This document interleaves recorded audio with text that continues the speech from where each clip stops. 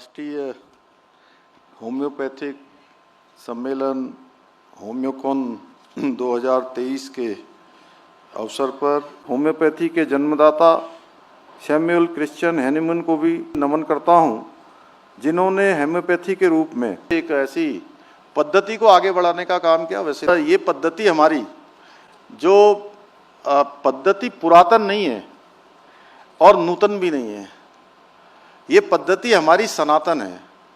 यानी कि ये उस समय भी थी, अब भी है और आगे भी चलती रहेगी। यानी कि जो नया भी नहीं है, जो पुराना भी नहीं है, जो हमेशा था, हमेशा है और हमेशा रहेगा, जो सनातन है, ऐसी पद्धति के बारे में निश्चित रूप से हम सबको यहाँ पर आपने अवगत कराया। जिन लोगों ने भी इस पद्धति को आगे बढ़ाया है, अगर हम उनके जीवन की बात करें तो उनके जीवन भी लगातार उतार चढ़ावों से भरे हुए थे, परंतु कभी भी उन्होंने इस कठिन काम को कभी भी कठिन नहीं माना। जीवन में हम कुछ ऐसा करें कि हमारे जाने के बाद भी कोई यही कहे कि आप व्यर्थ नहीं जिए थे, आपने भी इस जीवन में आकर बहुत सारा काम किया था। इसलिए पहले ही हमारे जैसे शास्त्रों में कहा गया है, अभी आदरणीय अश्विनी चौबे जी ने कहा, शरीरम माध्यम खलु धर्म साधनम, अर्थात शरीर ही हमारे सारे कर्तव्यों को पूर्ण करने का एकमात्र साधन है। तो अपने शरीर को स्वस्थ रखना, इसके लिए क्योंकि ये अनमोल शरीर की रक्षा करना, उसे निरोगी बनाए रखना मनुष्य का सर्वप्रथम कर्तव्य है। सबसे बड़ा सुख और सबसे बड़ा धन अगर कोई है तो निरोगी काया है। पहला सुख भी वही है। और कोई मुझसे पूछे कि पहला सुख निरोगी काया, मैं कहूँगा निरोगी काया। दूसरा सुख तो मैं कहूँगा फिर ये निरोगी काया। तीसरा सुख निरोगी काया। जीवन का हर सुख तो वो निरोगी काया है, क्योंकि अगर निरोगी काया नहीं रहेगी तो आपके पास जीवन के चाहे जितने सुख हों, जितने प्रकार की सुविधाएं हों, जितने प्रकार की संपत्ति हो, वो किसी काम आने वाली नहीं है। बुद्धि विवेक भी तभी काम करेगा जब आपके अंदर आपकी निरोगी काया होगी, और वो निरोगी काया ही आपको जीवन के हर क्षेत्र में आगे बढ़ाने का काम करेगी। इसलिए स्वस्थ रहना, शरीर की रक्षा करना, निरोगी बनाए रखना हम सबका सर्वप्रथम कर्तव्य होना चाहिए। होम्योपैथी में जिस प्रकार से ज्ञान विज्ञान अनुसंधान आगे बढ़ा है, उसको भी कहीं ना कहीं साथ में लेकर चलने की आवश्यकता है। हमारी संस्कृति के साथ जुड़ी हुई, हमारे संस्कारों के साथ जुड़ी हुई, भारत के साथ जुड़ी हुई जो पद्धति है, उस पद्धति को आज पूरी दुनिया मान रही है। देखिए, जब कोरोना महामारी आई थी तो कोरोना महामारी के समय में सारी पद्धतियां फेल हो गई, सारी दवाइयां फेल हो गई, काम ही नहीं करती थी कोई दवाइयां। उस समय में लोग यही योग, ध्यान, आयुष, होम्योपैथ, एक काढ़ा और तमाम चीज़ों की ओर पुनः लौटे थे। ऐसे समय में जब कोई सहारा नहीं दिख रहा था तो हमको जो है ये हमारी ये पुरानी पद्धति ये याद आ रही थी। तो निश्चित रूप से कहीं ना कहीं इस पद्धति ने हमको जीवन जीने का जो हमारा एक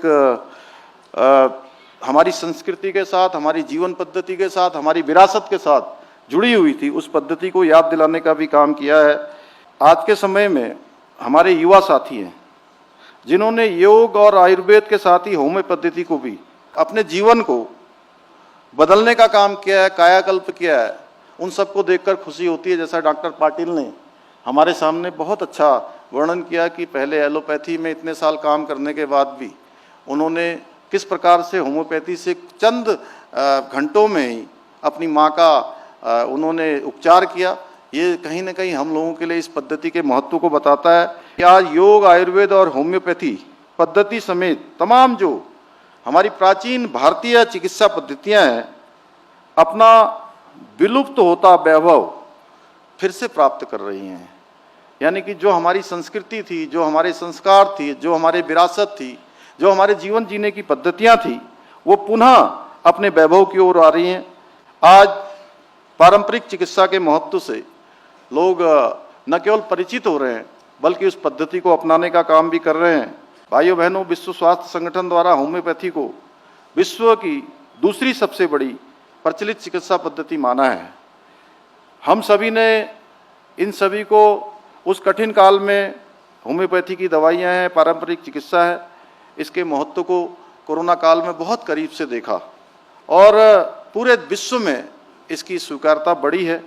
इन सुखद परिणामों के चलते ही नई स्वास्थ्य नीति में होम्योपैथी को भी एक प्रमुख चिकित्सा पद्धति के रूप में स्थान मिला है। हमारे यहाँ 40% से भी की अधिक आबादी जो ग्रामीण सुदूर क्षेत्रों में रहती है और वहाँ पर जाना भी, और जिस प्रकार के संसाधनों का कहीं न कहीं बहुत प्रयास के बाद भी आज भी हमारे सामने चुनौती है कि उन संसाधनों को वहाँ पर बढ़ाएं। ऐसे में किफ़ायती और कारगर होने के कारण जो हमारी ये पद्धति है होम्योपैथी चिकित्सा पद्धति, ये इसकी महत्ता हमारे लिए बढ़ जाती है।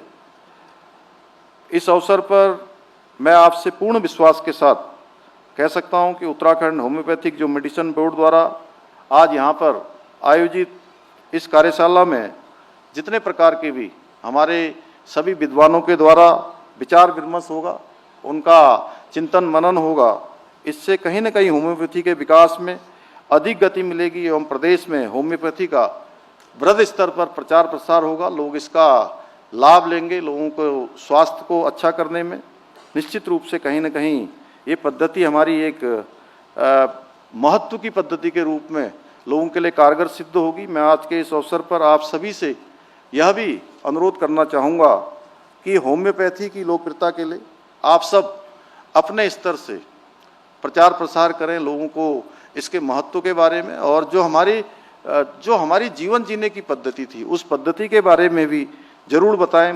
आइए हम सब लोग मिलकर प्रण लें कि हम होम्योपैथी को अपनाकर जहां स्वयं स्वस्थ होंगे वहीं संपूर्ण प्रदेश को भी स्वस्थ बनाने का काम करेंगे।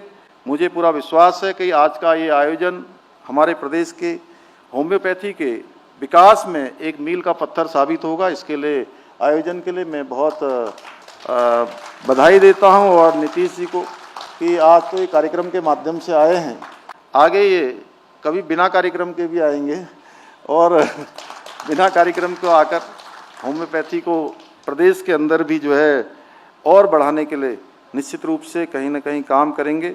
बहुत बहुत धन्यवाद।